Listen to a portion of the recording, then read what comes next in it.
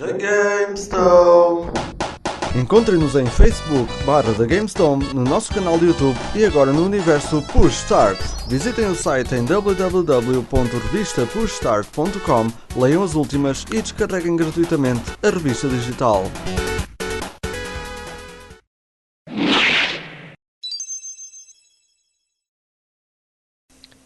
Ora viva malta, bem-vindos ao primeiro programa de 2014 do GameStone.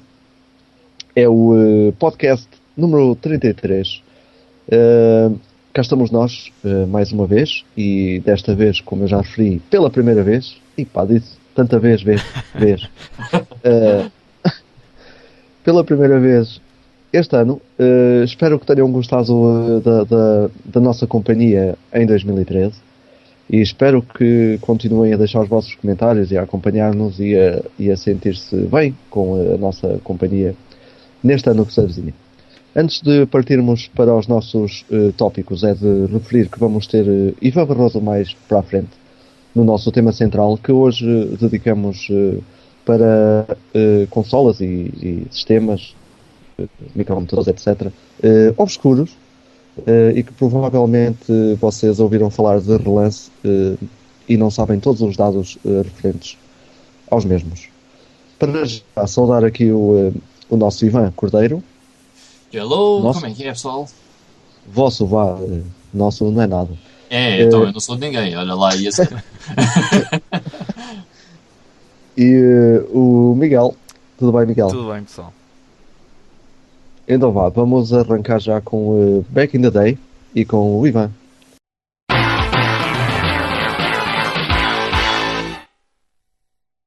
Ok, então vamos para Back in the Day. Poucas coisinhas, mas interessantes.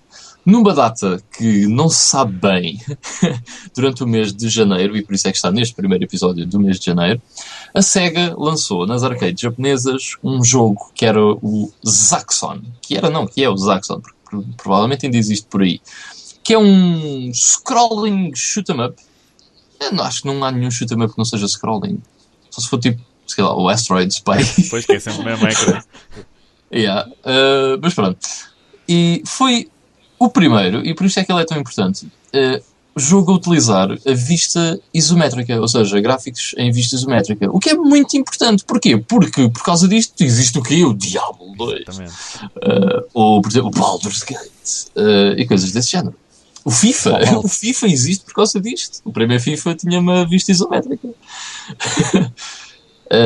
O Fallout, exatamente, e portanto, foi um monte de jogos que posteriormente utilizaram este tipo de perspectiva.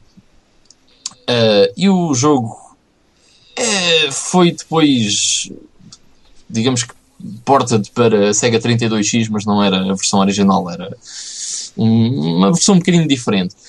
No entanto, foi um jogo que foi popular, embora não extremamente popular, e que ficou na história por ter sido importante, principalmente por este fator. Zaxxon. Ok, depois vamos a um jogo que eu, quando li isto, fiquei... that makes sense. Porquê?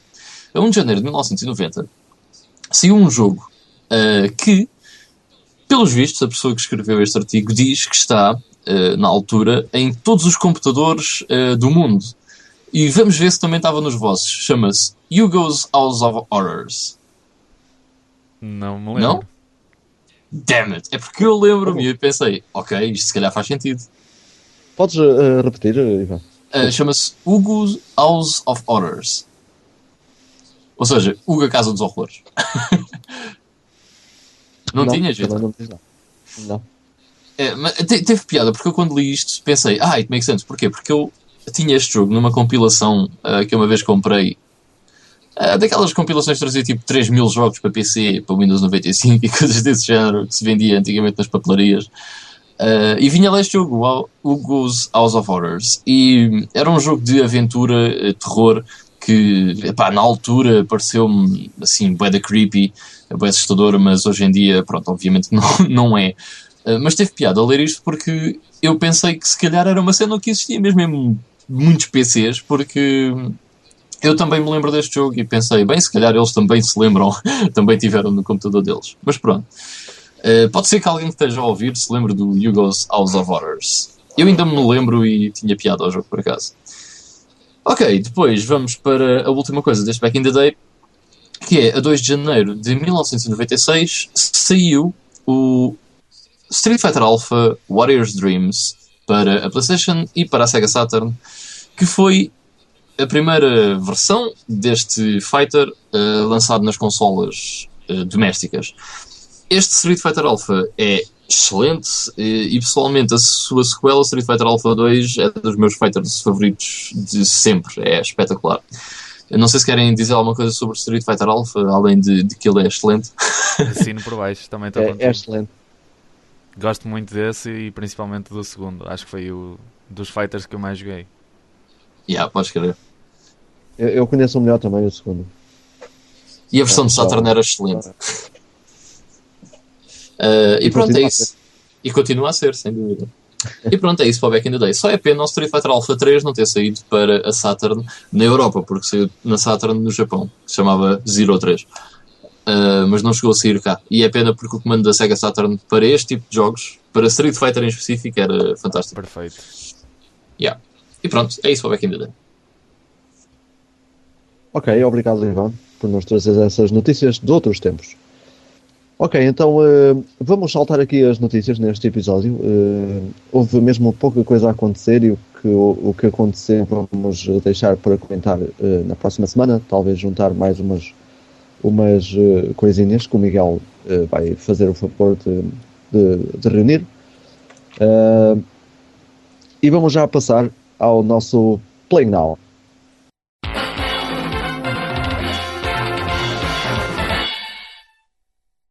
Eu posso avançar já.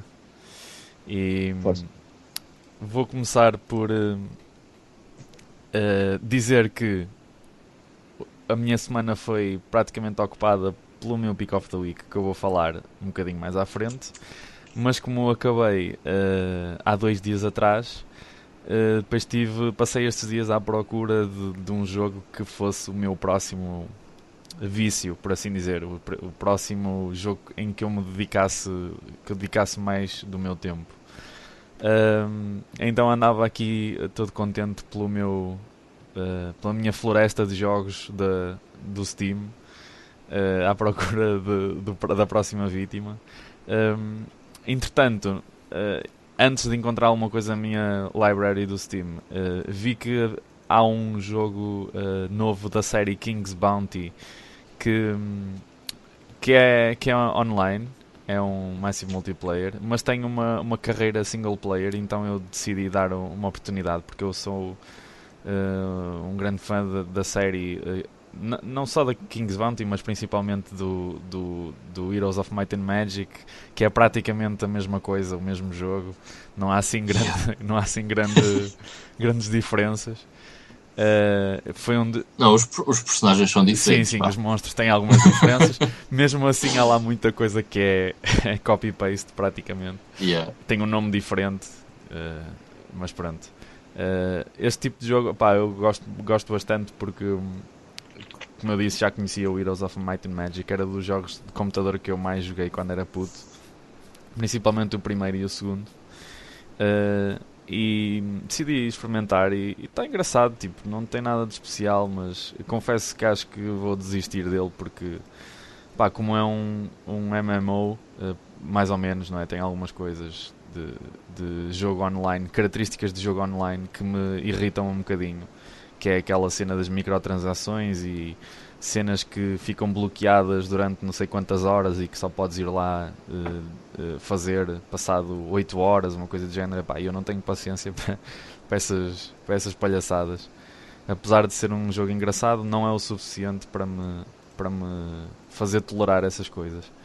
Depois fui sim à minha library do Steam, à procura então da minha próxima vítima, e tinha lá o Mafia 2, que foi, não sei se se lembram, mas há uns tempos houve uma espécie de promoção que era, vocês votavam nos Game of the Year Awards do Green Man Gaming, e eles ofereciam um de 2 jogos, que era o Mafia 2 ou o Civilization 5, e foi lá que eu arranjei este jogo.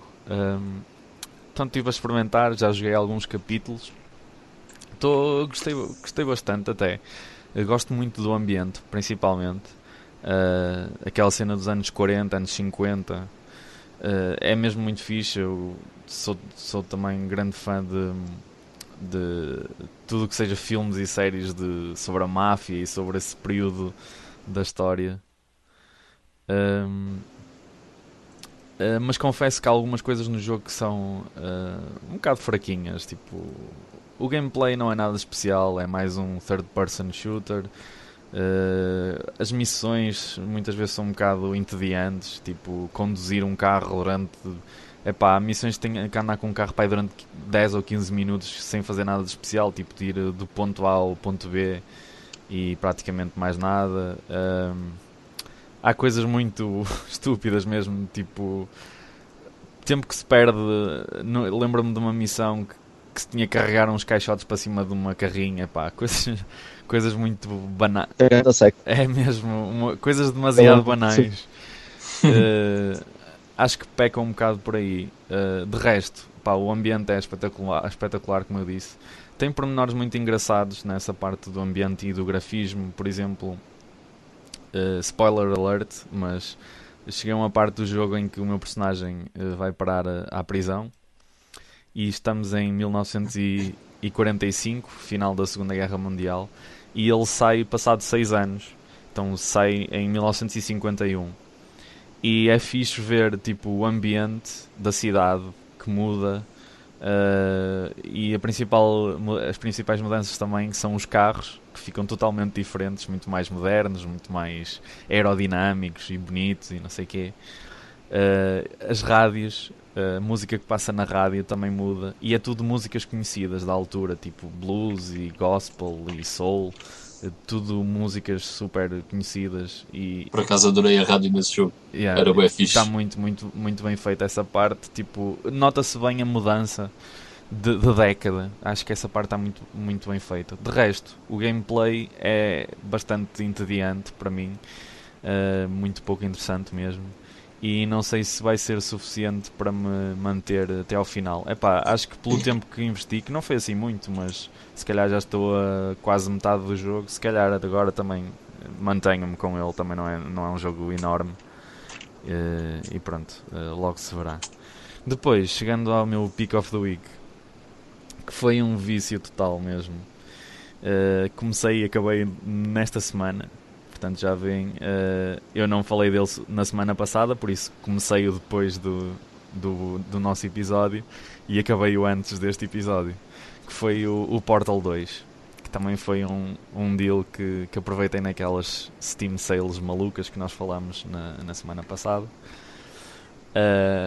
Eu admito que tinha feito o sacrilégio de nunca ter jogado nenhum Portal até agora. Eu tentei jogar um Portal, mas a minha cópia tinha um erro qualquer, não sei o que é que se passava, e eu nem cheguei a passar do menu principal. Então acho que, não sei, tipo, não foi ignorar, mas encostei-o assim a um canto da memória. E depois com esta Steam Sale voltei a pegar nele, e agora percebo toda aquela maluqueira e aquele hype que o pessoal tem sobre este jogo. É mesmo genial. É um jogo muito bem pensado. Os puzzles são espetaculares, super desafiantes.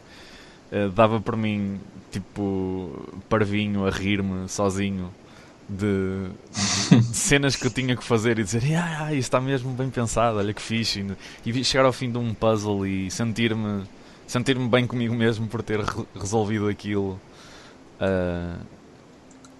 Confesso que houve 2 ou 3 situações em que tive que ir ver como é que se passava uma coisinha, porque admito que fui cheater. Yeah.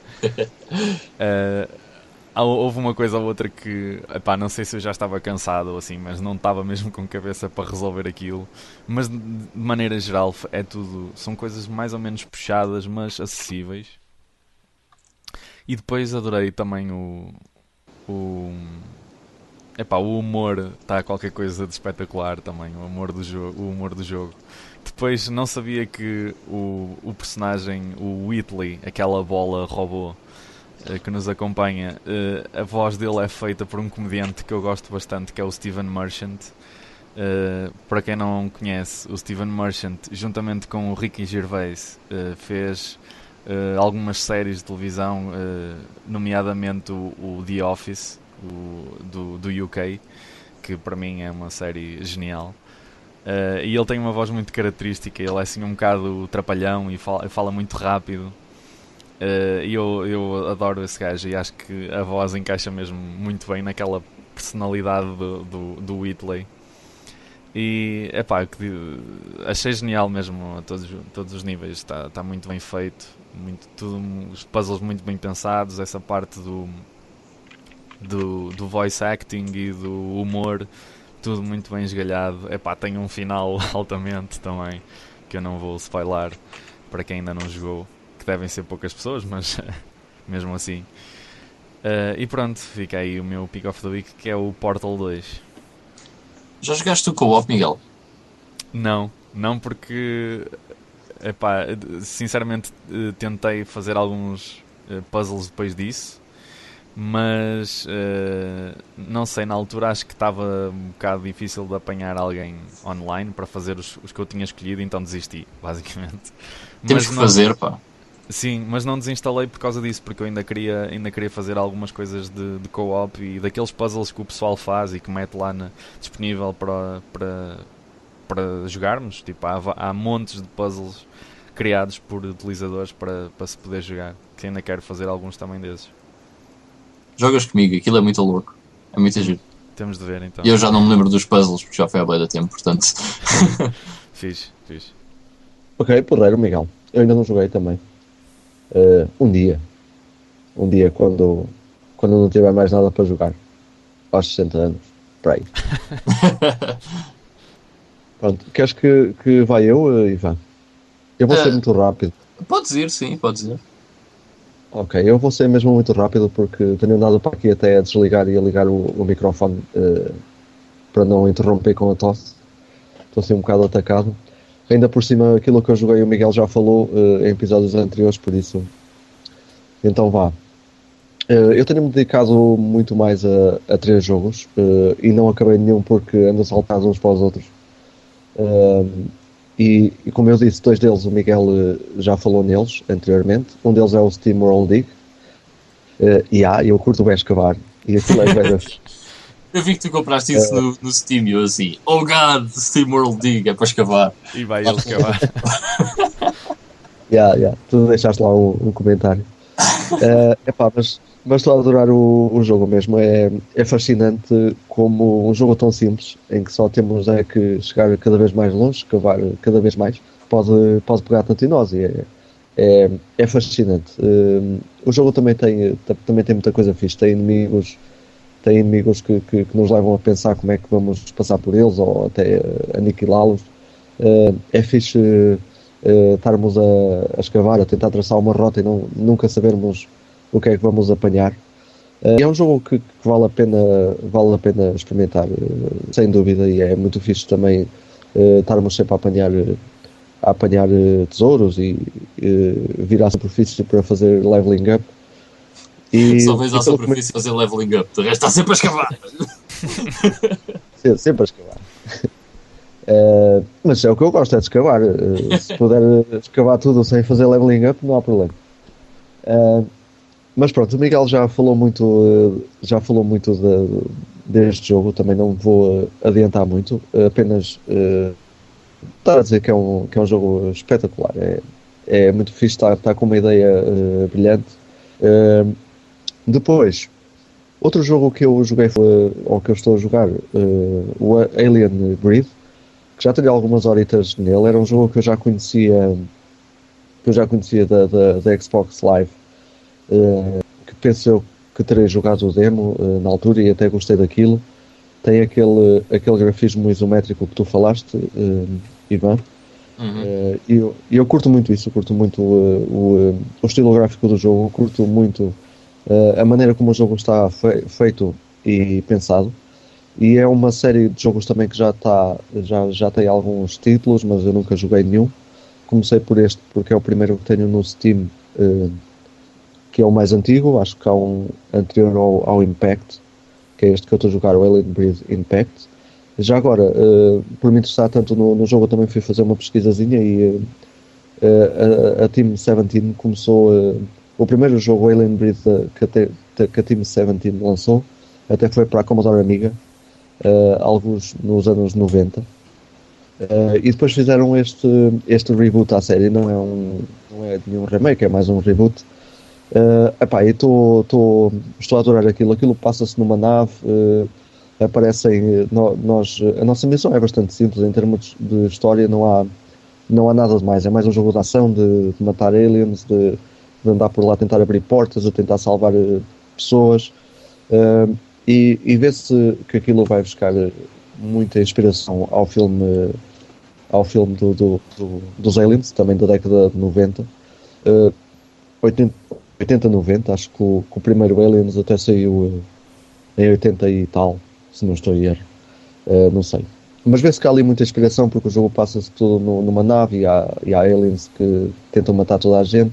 Tem uma cena fixe também de exploração, que ao encontrarmos corpos, corpos de humanos mortos, podemos fazer o scavenge e tirar munições ou o dinheiro. O dinheiro também serve para reabastecer as armas, ou comprar upgrades para as mesmas em certos pontos do jogo.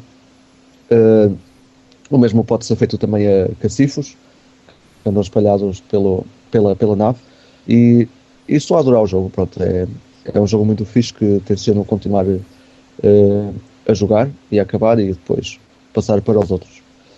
Por fim, e talvez o jogo onde passei mais horas esta semana, e não foram assim muitas, outro jogo que o Miguel já falou e que levou a estar a minha Pick of the Week é o Guacamelee. Epá, e fiquei fascinado com o jogo. Eu não sou muito de jogar Metroidvanias. O único que joguei deve ter sido o Castlevania da Mega Drive. E estou a adorar o jogo por diversas razões. Em primeiro lugar, adorei o estilo gráfico que Guacamelee tem, que é uma cena parece desenhada, parece feita em cartão, daqueles bonequinhos que se montam em cartão, como os que o Miguel faz, vá. É muito giro. Depois tem uma história que parece que estamos a ver uma novela mexicana. Isso é mesmo verdade. E é fascinante. E depois dá-nos aquela sensação de explorar, de voltar atrás, de abrir novos caminhos com os poderes que vamos adquirindo. E pronto, o Miguel, como eu disse, o Miguel também já falou muito sobre o jogo. É a minha pick of the week, porque estou a adorar o jogo, estou a adorar a aventura, estou a adorar tudo o que se passa dentro do jogo. Há inúmeras referências a tudo e mais alguma coisa, não só jogos, e já encontrei algumas que são um autêntico delírio. Até alguns bosses que fazem coisas que nós ficamos a pensar, isto foi tirado de outro jogo, e acaba mesmo por ser e por ir buscar essas referências a outros mundos, que é brutal.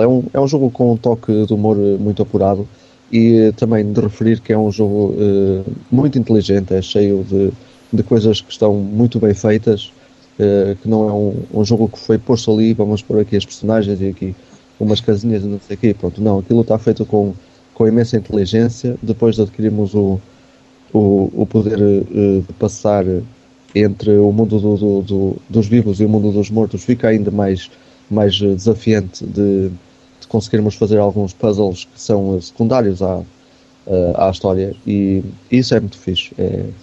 É um jogo enorme, que tem um mapa que não é muito grande, mas é enorme por si só.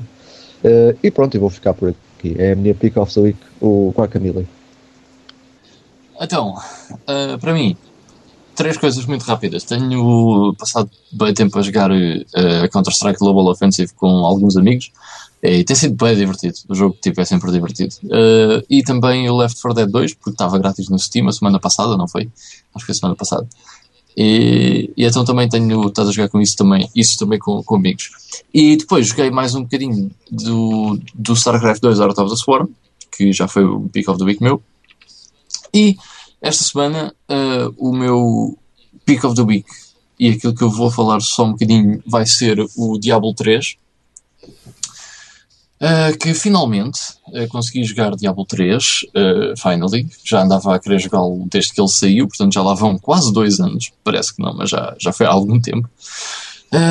E o Diablo 3, digamos que... Como é que eu ia te explicar? Digamos que não é um mau jogo de longe, ok? É um mau Diablo comparado com os outros dois. Ok, primeiros problemas. Graficamente não é nada como os anteriores. Tem um toque cartoonish que sinceramente afeta bastante a atmosfera do jogo. Fica bastante menos, como eu gosto de usar o termo, opressivo. E o primeiro Diablo, por exemplo, tinha, quando nós entrávamos na Catedral de Tristram, logo ao início, era algo assustador até, sinceramente, e no Diablo 3 esse tipo de ambiente não existe devido ao ambiente mais cartoonish que eles tentaram fazer. Outro problema, e este bastante grave, é que o jogo ao início só pode ser jogado na dificuldade normal, portanto nós não podemos começar a jogar na dificuldade Nightmare, porque isso está feito para níveis superiores, e é extremamente fácil. Extremamente fácil. Vocês os dois já jogaram Diablo, não já? Morreram no Butcher. Claro. Pelo menos uma vez tiveram que morrer no Butcher. Exato. Ritual de passagem. Exatamente. E se calhar antes do Butcher também morreram. E morreram várias vezes durante o jogo. No Diablo 3, a primeira vez que eu morri foi no boss do segundo acto. E foi por estupidez minha, porque me enganei na tecla. Porque eu queria usar o teleporte, não usei o teleporte, usei a outra magia e fiquei freezed e estava preso num canto e morri. E depois perdi outra vez no quarto acto e perdi uma vez no Diablo, portanto perdi 3 vezes, morri 3 vezes durante o jogo todo. A quantidade de vezes que eu morri no primeiro boss do Diablo 2, fogo. Exato. Por exemplo, olha, a primeira vez que tu chegas ao Duriel, era Duriel, se não me engano, o boss do segundo acto era Duriel. O primeiro é Andariel e o segundo é Duriel, ou uma coisa desse género. Eu morri tanta vez nesse gajo, mas tanta vez. Mesmo um monte de vezes. E, por exemplo, o Butcher aparece... O The Butcher aparece outra vez, embora seja, obviamente, uma personagem diferente, no Diablo 3. Nada assustador, sinceramente. E não morri. E foi estupidamente fácil. Foi... Epá, a sério, é bem deixado não morreres e estares à espera de uma cena mesmo bem difícil porque é um boss, estás a ver? Ainda por cima o Butcher neste Diablo 3 até é o boss do primeiro acto. E epá, eu estava à espera que fosse alguma coisa difícil e não, foi extremamente fácil. E o jogo todo foi extremamente fácil. Eu fiquei um bocado desapontado nesse aspecto porque estava à espera de uma coisa que me oferecesse algum challenge, mas foi mesmo muito, muito, muito fácil. Eu morri 3 vezes, quanto muito 4 vezes durante o jogo todo. Ok, é um bocadinho mais difícil. Mesmo assim, acho que o Diablo 1 e o Diablo 2 no modo normal conseguem ser mais difíceis do que o Diablo 3 na Nightmare Difficulty. Portanto, há ali um dump down da dificuldade do jogo que eu acho muito prejudicial para o jogador mais avançado, porque esse jogador mais avançado é obrigado a jogar o jogo nessa dificuldade que, sinceramente, para uma pessoa que está familiarizada com o tipo de jogo, é para idiotas. E outros problemas, por exemplo, nós antigamente distribuíamos os stats pelas habilidades do boneco. Aqui não fazemos isso, os stats são automaticamente distribuídos, e depois temos as habilidades que são desbloqueadas conforme o nosso nível e que nós não escolhemos qual é que queremos desbloquear, simplesmente escolhemos aquela que queremos utilizar. E essa que nós queremos utilizar, nós podemos tirar essa e utilizar outra, qualquer que esteja disponível a qualquer momento, sem qualquer drawback e coisas desse género. Ok, isto é simples para, lá está, para o jogador menos familiarizado com o tipo de jogo e não sei o quê, mais simples para pessoas que não costumam jogar RPGs, e principalmente este tipo de RPGs, mas tira muito daquele fun de nós, por exemplo, conseguirmos ter 3 builds diferentes de um Necromancer ou 3 builds diferentes de um Barbarian, porque podíamos fazer um Necromancer que fosse simplesmente um Summoner e depois outro Necromancer que usasse só Poison e Bone Armors e coisas desse género. E isso não existe no Diablo 3. Portanto, basicamente, matou um bocadinho. É possível haver builds, ok, mas nós podemos sempre ter todos os builds, porque está tudo disponível para nós irmos mudando os builds de um lado para o outro. Portanto, isto, embora seja simples e embora seja fixe, porque nós não nos precisamos de preocupar em como é que evoluímos o personagem ou desperdiçar X pontos em Y ou X habilidade, acaba também por ser menos interessante a longo prazo, a meu ver. Mais coisas. Não sei, assim, de negativo não estou a ver por enquanto agora mais coisas. De positivo, o jogo continua a ser extremamente divertido, o combate é muito fixe, está muito louco, não há qualquer dúvida disso. O jogo é interessante do início ao fim, embora seja demasiado fácil. O jogo continua a ser muito engraçado. Os bosses são interessantes, embora sejam bastante fáceis, são engraçados. O boss do Diablo está muito giro. Portanto, a história, por exemplo, está ali um bocado de ideias fixes e um bocado de meu Deus, o que é que nós vamos fazer agora? Mas temos que fazer qualquer coisa, portanto, toma lá, pode ser isto. Mas, o jogo, no geral, é muito bom, ok? Tem certos problemas que, para quem gostava da série, são um problema, porque as pessoas não vão gostar dessas mudanças drásticas e, a meu ver, algo inúteis. Portanto, tem esses problemas. No entanto, o jogo é muito bom. Eu considero que seja um excelente action RPG. Portanto, aconselho as pessoas a jogarem, sem dúvida alguma, que é muito, muito, muito bom. Tem estes problemas que, se vocês gostarem, conseguem passar por cima deles sem qualquer problema. E pronto, acho que é isso. Já agora, para vocês terem uma ideia do quanto overpowered as coisas conseguem ser na dificuldade normal, eu estava a jogar com o Wizard, e há uma spell que é uma espécie de Chain Lightning, okay? Não é bem Chain Lightning, mas é uma espécie de Chain Lightning. E quando vocês mandam essa spell, aquilo depois tem várias runes dentro dessa spell que vocês vão desbloqueando para fazer várias habilidades dentro dessa spell. E uma das runes faz com que, quando um inimigo morre com aquela spell, explode e dá splash damage a todos os que estiverem à volta. O que acontece? Jesus mesmo. O que acontece é do estilo: tu matas um gajo e, se tiverem à volta montes de outros, eles acabam por ser uma reação em cadeia e morrem todos. Uma coisa completamente overpowered. Ainda por cima, porque o Chain Lightning não afeta só um.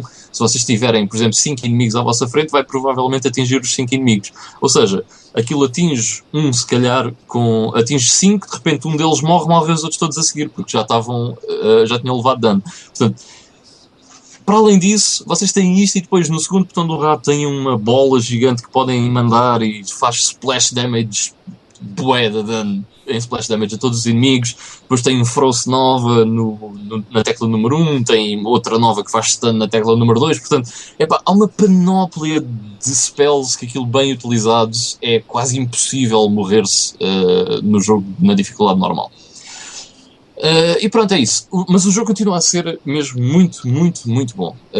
Sem dúvida que a Blizzard fez outro excelente jogo, outro excelente trabalho. Portanto, Diablo 3 é o meu pick of the week. Para além de ter esses problemas, se calhar as pessoas que vão notar mais esses problemas são as pessoas que gostam imenso dos outros Diablos. Provavelmente, se este for o primeiro que vocês jogam, não vão ter nenhum problema desses.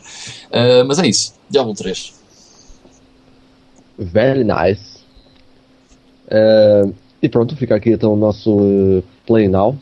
E vamos passar já, sem demora, para o nosso preço certo em jogo.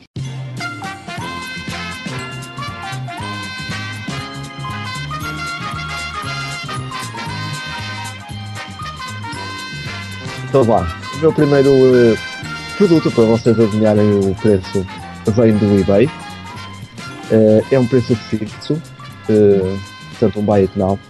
E é uma PC Engine Core Graph X. Eu estou a tentar ler o título, ok? Core Graphics. É uma Core PCE. Graphics. Pois. Uma PCE Console System Import Japan Video Game NEC AV. Pronto, é isto. E pronto, é uma console, é uma Graphics sem jogos, sem caixa, apenas com um comando e com todos os cabos. Não sei se é tipo o teu número mágico, mas vou dizer 60 libras. 65 libras, vá. Ok. Eu digo 50. Ok. Então, isto vale um ponto para o Ivan, porque o preço era 70 libras. 69,99 lá. Isto é batota, porque eu sei o preço delas. Não é batota. É Que eu comprei uma há muito pouco tempo. Yeah. Cheater. Um ponto para mim. Ok, então agora sou eu, porque o Miguel ganhou a semana passada. Ok. Vamos começar. A primeira é uma estupidez, ok? Não é bem estupidez, mas já vão perceber. Ok, então o primeiro negócio vem do Amazon.co.uk, portanto em inglês, e é um Growlancer da PS2, que é um RPG distribuído pela Rising Star, e diz: Used, very good, very rare, cover is mint condition, instructions are excellent, and disc is very good condition. Highly collectible UK PAL version. E é um buy it now, porque aqui só é buy it now. Pá, não faço ideia do preço desse jogo. Eu vou dizer 47 libras. 47. Um número estranho. 51.33! Não. Vou dizer 57,89. Vá. É um ponto para o Vitor, então. Uou. Porque o preço real é 250 libras. Oh my god. Porra, eu sabia que isso era caro, mas... Não, isto está completamente ridículo. Se vocês forem ao eBay conseguem encontrar isto para ir por 20. Mas não sei porque no Amazon só existe uma 250, outra 255 e outra 287. Go figure. Tá bem, boa sorte então. Yeah, eu achei isto tão estúpido que tive que incluir aqui. O Amazon é especial. Yeah. Ok, então sigo eu para um jogo que aposto que ninguém tem, O que? O Mega que se Games? chama Chuchu Rocket. Ah, o Chuchu Rocket. Olha, eu não tenho. Oh, tens, tu é que não sabes. Mas tens aí um de certeza. Faço isso. É um Chuchu Rocket que está no Coisas. E só diz no título Chuchu Rocket. Até tem duas vezes Chuchu, não sei porquê. Chuchu Rocket Chuchu. Caixa excelente. Dreamcast completo. Isto tem um buy it now e um preço de licitação. Mas consideramos o da licitação, não é? Ah, é? Ok. É? Não? Estou a perguntar. Depende, já tem bids? Não. Ah, ok. Então não sei, se calhar é melhor considerar o buy it now, porque se não tem bid... Ok. Pronto, também não é assim grande diferença. Ok. Mas pronto, é um buy it now. O vendedor tem 429 de feedback. E lá. Ou seja, já deve ser aqui um vendedor... Tem aquele selo de vendedor 5 estrelas. 100% de feedback positivo. Portanto, é um vendedor modelo aqui do Coisas. Diz raro em algum lado? Não. Só tem mesmo... Bem, mas é raro, eu vou-te explicar porque. Completo. Vou explicar porquê. Porque uma caixa Dreamcast tem bom estado, é raro. Logo, isso é. Quer dizer, o bom estado não tem rachas e tem os dois encaixes. Por isso já é... Olha, eu vou Eu só dar-te gosto assim. de coisas. Diz, Jota. Ia dizer que eu só gosto de coisas com rachas, mas continua. You did not say that. Ainda por cima num jogo que se chama Chuchu Rocket. Ele até tem 2 vezes chuchu, não é? Oh shit. Olha, eu vou dizer 9,90. Esqueci-me de dizer que tem portes grátis. Então eu vou dizer 29. Eu sei que é um. Ok, e o ponto vai para o Ivan, mas podia ter ido para o Vitor se ele tivesse um bocadinho mais de calma, porque o rate now disto é 25,90. Porra! Eu logo What? vi. Só que eu pus isso aí era porque estava em alto. Mas é um jogo que anda para aí ao pontapé, é verdade. Isto não é alto, isto É estúpido. Yeah. Se eu devia estar aí, ofereço o jogo. Ok. Siga. Sou eu? Yeah. És tu. Ah, sim, sou eu, outra vez. Ok, então este meu negócio vem do OLX e no título tem apenas jogos de futebol e Ok. é um preço para o conjunto que é composto pelo PES 9, 10, 11, Ui. 12, 13 e o FIFA 10. Está ali só. Ou seja, é uma variedade impressionante. Sim, sim. 6 jogos que vos dão para a vida toda, ou para jogar as categorias todas que possam imaginar. Ok, Quanto é que diz há? mais alguma coisa? Todos os jogos funcionam na perfeição. Apenas isso. Ok. E quantos é que são? Desculpa lá. 6. 6. Pá. 30€. Eu vou dizer 50. É um ponto para o Miguel, porque o preço é 50. Ah!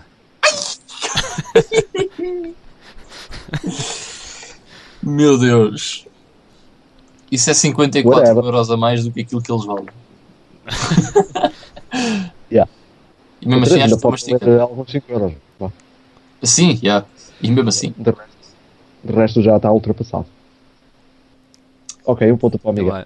Força, Ivan. Ok. Então bora lá. Então o meu segundo é... já que vamos falar de consolas estranhas a seguir, decidi incluir aqui uma delas. Que acho que não vamos mencionar, mas pode ser que mencionemos num episódio posterior sobre o mesmo tema. Mas é uma Victor, ok? Uma Victor. Wow. Esta tens que saber. Uma Victor Wonder Mega modelo 2. E está na caixa, completa. E tem um comando wireless. E pronto, está em excelente estado, pelo que eu consigo perceber aqui.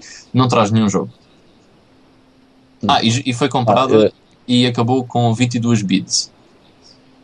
Eu por acaso não sei, porque eu tenho uma consola que se chama Vitor, mas fui buscá-la aos chineses. E só porque estava Vitor. Mas devias saber, porque isto é a tua consola. Quem me dera. Pá, mas sei que é caro.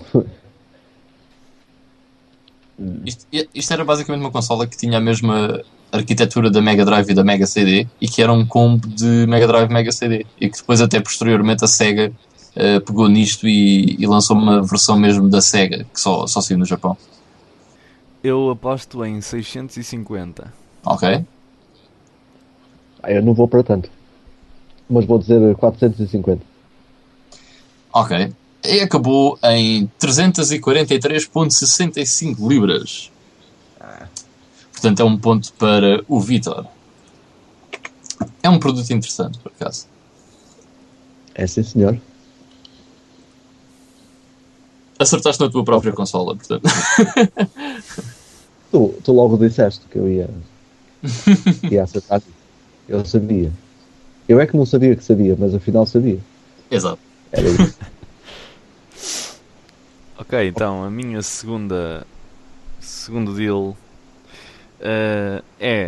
vem do eBay primeiro e é um jogo para a Mega Drive que se chama McDonald's Treasureland Adventure. Oh God. E isto é para a Mega Drive mesmo, ou seja, Blue Label, Mega Drive europeia. O título diz McDonald's Treasure Land Adventure for Sega Mega Drive Complete, Very Rare. E acho que é isso. É um buy it now. Epá, eu não sei. É muita cara. Pois eu presumo que sim. Vou dizer pá, 50 libras, vá. Parece-me um preço caro para Mega Drive. Se bem que hoje em dia a Mega Drive, enfim. Eu vou dizer mais. Vou para o meu número mágico que ainda não usei hoje. 80.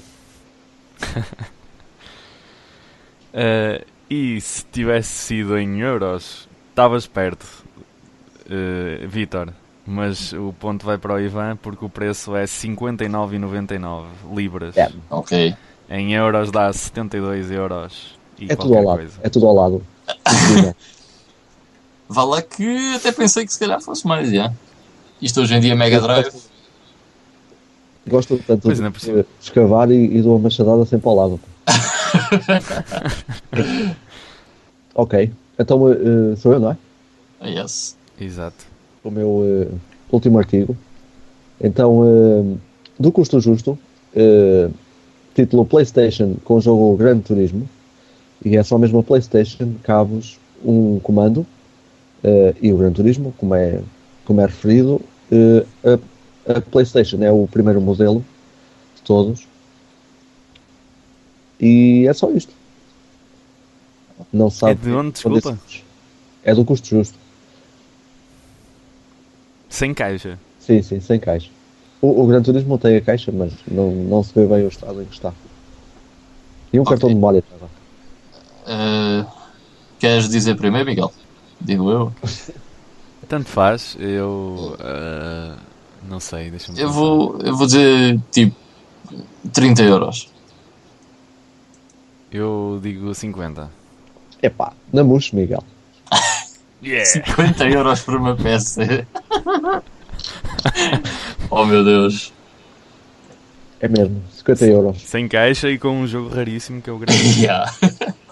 É o Gran Turismo 2 ao final. Só estou agora a ver na foto. Oh Mas, pá, isto tinhas está dito, na- meu. É raro na mesma. É porque assim ainda por cima tem 2 CDs. Estás a ver? Portanto, em vez de 20 euros é 40.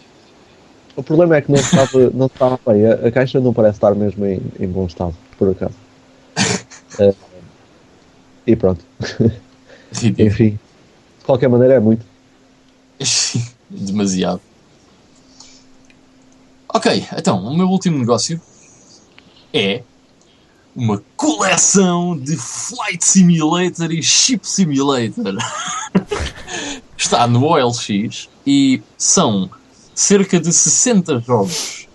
Só Flight Simulator e Ship Simulator. Oh meu Deus. E o vendedor diz: tenho uma lista com todos os jogos e expansões, não consigo colocar todos aqui na descrição por serem muitos. Se tiver interesse, tenho gosto em enviar a lista. Entre jogos e expansões são mais de 60. Também aceito troca por iPhone 4S ou 5. Isso era um negócio e eu cuidava. E é isso que diz aqui. Pronto, então já estou a imaginar que é algo na casa dos 400 euros. Portanto, já. Digam aí o vosso preço. É isso, já disse, 400 euros. 400 euros. Eu vou dizer 350. Vou E ficar por baixo. acertaste na mousse, Miguel, porque é mesmo 400 euros. Como é que é possível? E há meu Deus? 400 euros. Eu até fiquei tipo, what?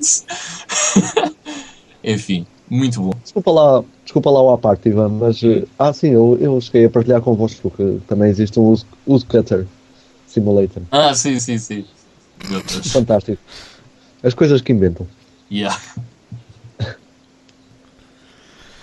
Ok, vamos então acabar aqui em beleza.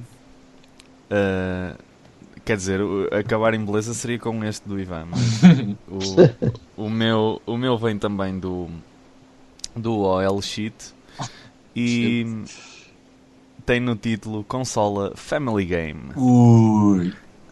E é uma Family Game que vocês devem conhecer, não é? Aquela consola, uma clónica, mas que tem aquele design praticamente igual à Famicom.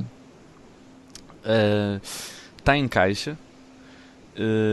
É o Action Set, que é a consola com 2 comandos. Tem a pistola, que é também praticamente igual à primeira Zapper cinzenta, e tem um cartucho que é o Super Mario 3, daqueles cartuchos fixes amarelos. Sim, amarelos, exato. Yeah. Com uma label muito manhosa mesmo. Mas é o Super Mario 3. Ele tem aqui imagens do jogo a correr e é o Super Mario 3.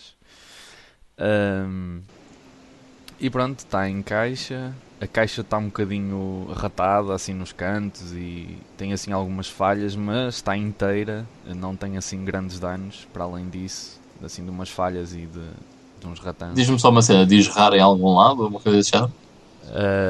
Não, a única coisa que tem, podem ver nas fotos as condições da caixa no seu exterior. Foi adquirido numa loja de brinquedos. Desculpem, até afinal diz, trata-se de um artigo raríssimo com grande valor para colecionadores. Opa! Foi testado, encontra-se a funcionar e pronto, é isso. Olha, vou dizer-te assim, Por acaso não estava a ver esta parte. 120. E tu, Vitor? Numa loja de brinquedos? Sim, disse, foi adquirido numa loja de brinquedos. Mas ele não diz se a loja era gerida por senhores de olhos em bico. Não. Pois. Ou que cheirassem a caril, também é possível. Antigamente era mais assim. Pois é. Bem. 150. Epá, e por €1 que não acertaste, Vitor, porque é 149€. Oh, não. Por isso o ponto vai ter que ir para o Ivan. Epá, 150€ por uma Family Games é um bocadinho puxado lá. Meu Deus. Mas é um artigo raríssimo com grande valor para colecionador. Claro. Eu ando à procura disso desde os meus 3 anos. Já lá vão muitos anos. Terrível. Pronto, e acabarmos então o nosso preço certo. Quem é que ganhou isto? Fui eu. Outra vez. Damn you. Segundo lugar para o Miguel e terceiro para o Vitor esta semana. No próximo preço certo em jogos fazemos isto, Miguel, quando o Ivan não estiver cá. Ok? É melhor. Ok. E pronto, o Ivan leva mais uma vez o prémio para casa. E desta vez é o artigo mais raro da coleção do Miguel. Por acaso é incrível que eu estou sempre a oferecer as vossas coisas um ao outro. Por isso eu aviso já que eu não dou nada a ninguém, ok? Pronto, então foste o feliz contemplado com o fantástico Pinobi para o Game Boy Advance. Eu estou ouvindo. Então, postas aqui as nossas rubricas habituais, vamos já passar ao nosso tópico central. Hoje vamos falar de consolas obscuras, que provavelmente algumas delas, pelo menos, nunca se ouviram falar muito e algum ouvinte nosso também nunca ouviu falar delas. Connosco para esta parte está também o Ivan Barroso, que se junta a nós. Upsi! Olá, Ivan. Olá. Ele como... Olá, não sou eu. Não. Mete no teu lugar, rapazito. Ele, como historiador, reuniu ali algumas coisinhas, assim como também nós já tínhamos aqui algumas coisas para falar. E então vamos arrancar e vou passar a palavra a ele, para ele começar por onde quiser. Ok, obrigado, Vitor. Então, nós estamos agora a falar aqui um bocado sobre isto, não é? Sistemas antigos, não só consolas, mas também computadores e coisas assim, um bocado que andavam, digamos, na premissa entre o que é uma consola e o que era um computador e se seria um sistema multimédia ou não. Então eu resolvi fazer aqui uma pequena lista de alguns sistemas que podem parecer assim vagamente obscuros, outros nem serão assim tantos, mas se calhar para gerações novas não lhes passou assim muito, como é que eu vou dizer, tacto sobre estes sistemas. Eu vou começar já em 1978, quando a Magnavox lança o seu Odyssey 2, que é lançado depois na Europa no ano seguinte, chamando-lhe Philips, que é distribuído pelo Philips, porque a Philips entretanto comprou a Magnavox, E a Philips chama ao sistema para a Europa Philips VideoPack G7000. E é um sistema muito curioso porque traz um teclado de membrana, e além dos joysticks e dos cartuchos e por aí fora, e tentavam assim eludir uma coisa tipo híbrida, não é? É um computador, mas não é uma consola, mas não é uma coisa assim mais virada para a família. Tem assim uma série de jogos e curiosamente havia um programa em Portugal que era o Zig Zag, que era apresentado pelo Raul Solnado, e numa das provas do programa consistia em as pessoas iam lá fazer uma partida de gunfight que se jogava no Philips VideoPack. E por isso é que entra aqui quase como uma das nossas primeiras premissas nos videojogos cá em Portugal. Assim, curiosamente, é a consola que eu tenho mais antiga que comprei em Portugal, estás a ver? Acredito que sim. Com um autocolante a dizer Philips, eletrodomésticos e não sei o quê, estás a ver? Por isso presumo que tenha sido uma das primeiras consolas a ser minimamente popular em Portugal. Sim, e tinha aquele jogo muito curioso que era o War of the Ring, acho que era isso, se eu não me estou a enganar, que era baseado, claro, no Lord of the Rings do Tolkien, que trazia um jogo de tabuleiro, trazia peças, trazia dados e ainda trazia o jogo para ser jogado na consola. Portanto, para jogar aquilo tinha-se de desemparar as salas todas. Isso por acaso é uma cena bem curiosa e não é o único. Há alguns jogos da VideoPack G7000 que têm, é tipo, basicamente são um jogo de tabuleiro e a VideoPack G7000 complementa o jogo de tabuleiro. É bem interessante, é bem engraçado. Se era fixe se fizessem qualquer coisa moderna com isso. É uma ideia bem da giro. Eu sou um sucker por jogos de tabuleiro também. Acho que eram duas coisas que casavam mesmo bem, se fossem bem pensadas, claro. Uhum. Olha, só para me corrigir a mim mesmo, o jogo chama-se The Quest for the Rings. Portanto, tem aqui uma chega ao Tolkien, claro. Esse é aquele que tem uma capa dourada, não é? É uma caixa enorme, isto tem um dragão na caixa e tens aqui peças e peças e peças. Imagina hoje em dia encontrar o kit completo disto deve ser extremamente difícil. Já deve ser difícil, então ainda mais completo. Nem quero imaginar que maluco é que vai encontrar isto num baú dos avós. Mesmo. Ok, portanto vamos abandonar aqui os anos 70. Não, calma aí, ainda não vamos abandonar. Ainda falta falar aqui de um sistema antes de falar do próximo, que é o Intellivision, que é de 1979, 1980, que foi feito pela Mattel. A Mattel, como sabem, fazia a Barbie e aquelas coisinhas todas, e mais tarde o He-Man, blá blá blá blá blá. E também quis entrar no mercado dos videojogos, através da visão deles da Mattel Electronics, e fabricar uma consola. E o ponto deles, em tentar vender o Intellivision, que deriva de duas palavras, que é Intelligent e Television, era que aquilo era melhor que a consola mais popular do mercado, que era o Atari 2600. E como eles não tinham de, como é que eu vou dizer isto, diminuir o QI do público, não é? Para tentarem explicar o que é que aquilo era melhor, começaram só a fazer jogos desportivos para a consola. Porque as pessoas sabem como é que é um jogo de basquete, sabem como é que é um jogo de beisebol, sabem como é que é um jogo de futebol, e assim mais facilmente, se pusessem um jogo de futebol no Atari 2600, um jogo de futebol no Intellivision, havia sempre aquela coisa de dizer, espera um bocado, no Intellivision parece mais com a coisa real. Eu adoro os commercials do Intellivision, são excelentes. Basicamente é um gajo a dizer: estão a ver? Isto é o Atari VCS. Estão a ver? Isto é a Intellivision. Qual deles é que é melhor? A Intellivision. Comprei a Intellivision. Basicamente era isto que se passava nos commercials. Foi das primeiras grandes console wars. Há muita gente que pensa que os console wars começou com a Nintendo e com a Sega, mas não, já vi um historial um bocado de trás. Que eles na América podem fazer isto, podem mandar a concorrência abaixo. Cá em Portugal e na Europa é mais tipo, temos aqui um detergente genérico. Agora é parecida, não é? Na América é tipo, não, temos aqui este que é do mesmo, vocês conhecem esta marca e esta marca é muito má e a nossa é muito boa. Portanto, eles não têm papas na língua, na América não têm esses problemas de proteccionismo. Portanto, é uma console também muito curiosa, agora só acabando um bocado sobre o Intellivision, porque até os comandos são curiosos porque não tem um D-pad, não estava a ser inventado na altura, que se vem mais tarde com o Famicom, mas tem um disco e depois tem um teclado numérico. Do 1 até o 9, mais o asterisco e mais... Não, do 1 até o 9, sim, do 1 até o 9, e depois tem mais duas teclas do lado. Ou seja, tem demasiadas teclas para os jogos da altura. Completamente. E a Atari Jaguar, 10 anos depois, achou que era boa ideia. 10 não, 20 anos depois, 15 anos depois, achou que se calhar era boa ideia fazer uma coisa parecida. O que é curioso é quando compras um jogo completo do Intellivision, tem também trazer os inlays, que é para tu meteres no comando, que o metes por baixo do comando, para ficar sobre o pad numérico, que é para ilustrar para que é que servem cada uma daquelas teclas. É tão complicado quanto isso. Mas pronto, sempre vendeu o suficiente para ficar em segundo lugar nessa guerra das consolas da segunda geração. Se o pad numérico era para jogar o Hugo. Diz? Desculpa, Vitor. O pad numérico era para jogar o Hugo. Mas nós estávamos a pensar no Hugo. Sim, muito à frente do seu tempo.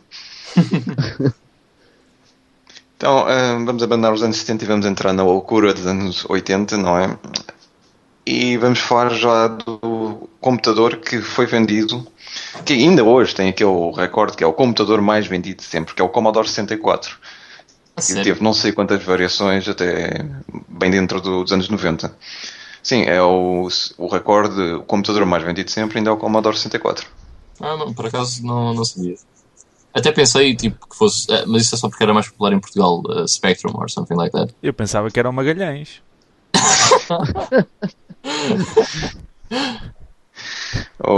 Sabes que o Commodore 64 é popular na América, é popular no Canadá e é popular na Europa. O Spectrum é só popular na Europa. E não é em todos os países da Europa. Há países da Europa que aquilo não se popularizou. Como na França, eles preferiram comprar o Oric e o Sam Coupé, que ainda são mais obscuros do que comprar os Spectrums. Falando aqui só um bocadinho sobre o Commodore 64, é um computador da altura, não é que pode funcionar tanto com cassetes como disquetes, teve imensas versões, tem imensos jogos, protagonizou a famosa guerra Spectrum Commodore 64. Commodore, a uma altura até dizia que se vocês levassem um Spectrum, compravam um Spectrum e depois levavam à Commodore e tinham um desconto de 50% sobre a compra do Commodore. E depois estão a imaginar a mesma situação hoje em dia com, sei lá, a Microsoft e a Sony a dizerem a mesma coisa: comprem uma Microsoft ou um Microsoft Xbox One, ou comprem uma PlayStation 4 e venham cá e a gente dá-vos 50%. Estão a imaginar a situação hoje, não é? Eles disseram que a dada altura tinham tantos Spectrums nos armazéns que até estavam só a utilizá-los para que as portas não batessem umas nas outras. Com a corrente de ar, metesse assim debaixo da porta. Nem sabiam que usos é que haviam de dar aquilo. Mas é curioso, é uma grande guerra de sistemas dessa altura. A Commodore até chegou a fazer uma consola baseada na arquitetura do Commodore 64, certo? Sim, que era o Commodore Gaming System 64, que era basicamente... Primeira consola de 64 bits. Não, era só o nome, esquece. 64 capas de RAM. Essa era a diferença. Loucura. Aquilo é basicamente um Commodore 64, só que não tem o teclado. Mas o circuito lá dentro é o circuito do teclado. Confuso? E vou já dizer, só foi distribuída na Europa e não teve quase sucesso nenhum. E hoje em dia, se quiser encontrar uma, é tipo, é daquelas coisas que é para vender o carro, para comprar qualquer coisa para meter na porteira. Que aquilo também tem muito poucos jogos até. Posso passar agora aqui ao próximo sistema, que falando ainda dentro dos computadores, há um computador que aparece no Japão. Ivan, que é o... Só antes de passares ao seguinte, por exemplo, a guerra entre o Commodore 64 e o Spectrum, é um bocado óbvio que o Commodore 64 era superior, certo? Sim, mas em termos de hardware era claramente superior, só que o Spectrum era muito mais acessível, muito mais mesmo. Era muito mais barato. O Commodore 64 custava $600, que era um preço bué barato para a altura, para um computador. Antes disso, um computador era tipo 1500, 2500 e coisas assim. O Apple II, quando saiu, era 2000 para cima. Mas o Spectrum era só 175 libras. Pois, exato, era uma grande diferença. É uma grande diferença, não é? Por isso é que o Commodore 64 e o Spectrum tinham uma batalha ali tac a tac, porque depois a Commodore vai baixando o preço e andam aí um bocadinho tac a tac, e depois estas promoções e estas rivalidades. Houve até casos de revistas na Inglaterra que falavam sobre jogos de computadores e tiveram-se de dividir em duas, por causa que o público andava sempre à pancada. Portanto, tiveram-se de dividir uma só para o Spectre e outra só para o Commodore 64. Portanto, estás a ver como é que isto era. Mais tarde aconteceu uma coisa com o Commodore Amiga e com o Atari ST. Pronto, agora falando um bocado do que é que estava a passar no Japão nesta altura. No Japão, a Sony e a Microsoft juntam forças e decidem criar um padrão do standard para computadores, não é? Tipo, há uma empresa que inventa um standard e as outras empresas compram licença e fazem o que quiserem. Porque eu sei que hoje em dia é um bocado difícil explicar isto, mas não houve uma altura em que os computadores não eram compatíveis entre si, não é? Hoje em dia a gente vai a uma loja qualquer, temos não sei quantos computadores, tem a mesma capacidade de RAM, tem os mesmos processadores, tem quase o mesmo sistema operativo. Não há assim grande diferença, tirando se a gente queremos mais espaço no disco, se queremos uma placa gráfica diferente. Nos anos 80 era cada marca por si. Portanto, era uma algazarra completa. Se a gente comprava um computador e depois ainda tínhamos de ver se andavam lojas a vender software ou jogos ou periféricos que eram compatíveis, que não eram compatíveis. Por isso isto era uma grande batatada, digamos assim. O que a Microsoft e a Sony tentam fazer no Japão é criar um standard que depois é importado para a Europa e para a América, de um computador que seja bom para toda a gente, não é? E esse é o MSX. O MSX, que muita gente não sabe o que é que significa a sigla. Eu já li sobre uma teoria que chama-se Microsoft Sony Experience. Já ouvi outras coisas também, portanto não sei qual delas é que é verdadeira. Acho que ninguém sabe. Eu acho que se calhar só inventaram aquilo e depois, olha, pronto, está bom. Depois o resto depois criaram as histórias. Mas é um computador muito interessante, porque é neste computador que a Konami, por exemplo, começa a publicar jogos, que a Hudson Soft também começa a publicar jogos, e é um computador muito, muito poderoso. E tem uma coisa muito interessante, que é já estava para pôr cartuchos e para pôr cassetes ou disquetes, tanto faz. E ainda durou até bem dentro dos anos 90. A Hudson Soft que acabou por ser mais importante numa consola também japonesa, que vais falar mais para a frente. Sim, exatamente. Teve aqui o seu início.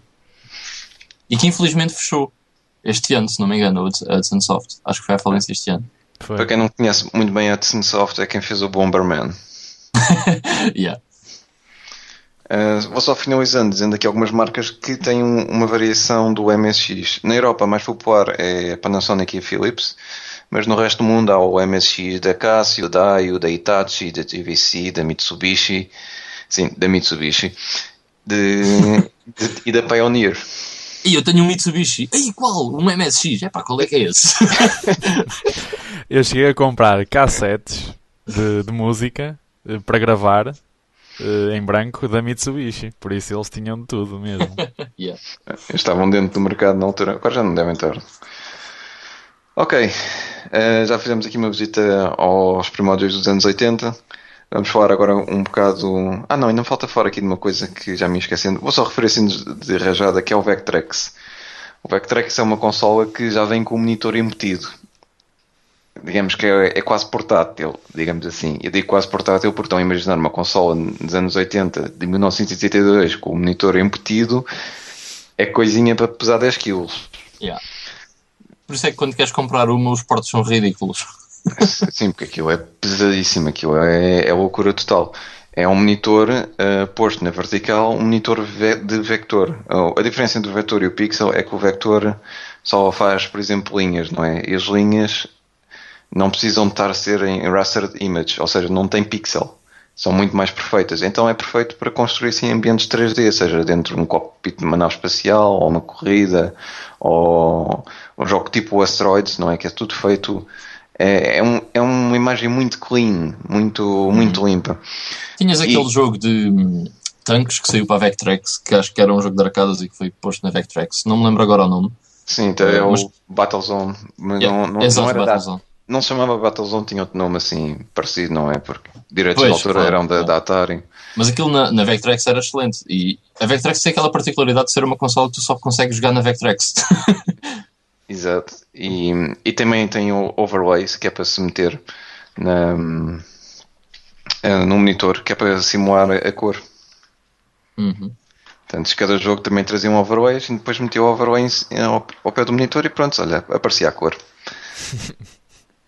E é claro que isto não é assim muito popular na Europa, porque isto já chegou cá num período em que a indústria estava-se a implodir sobre si próprio, mas foi distribuída pela AMB, como vocês sabem, a AMB tem aqueles jogos todos, e ainda foram feitos cerca de 25 jogos.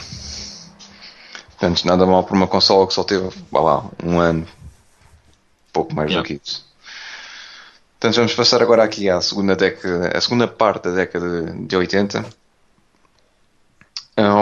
E vamos falar da PC Engine. A PC Engine também vem do Japão e é uma consola muito curiosa, nem que seja porque tem 13 versões. Yeah.